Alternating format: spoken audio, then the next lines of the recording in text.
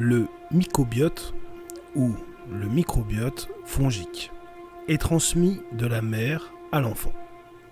Le microbiote fongique ou mycobiote fait partie intégrante du microbiote intestinal. L'origine de son établissement dès les premiers mois de vie vient d'être élucidée. Le microbiote intestinal, qui représente pourtant 13% du volume du microbiote intestinal total, est relativement peu étudié. Des chercheurs norvégiens se sont interrogés sur une possible transmission maternelle mère-enfant et ont réalisé une étude sur une cohorte de 400 couples mère-enfant, de la naissance jusqu'à l'âge de 2 ans des enfants.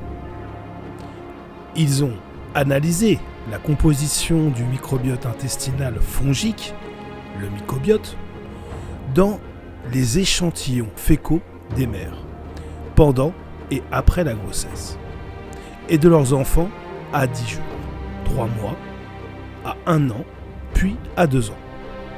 Un ADN fongique a été caractérisé chez 88% des mères et dans des proportions variables chez les descendants, avec un taux élevé de 76% dans les premiers jours de vie, qui diminue progressivement jusqu'à l'âge de 1 an, aux alentours de 56%, pour réaugmenter vers l'âge de 2 ans, âge où ce mycobiote s'établit définitivement selon cette étude.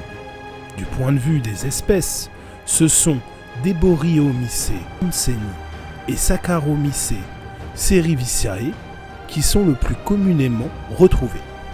La première prévalant surtout durant la première année de vie. La seconde en abondance chez les mères et leurs enfants de 1 à 2 ans.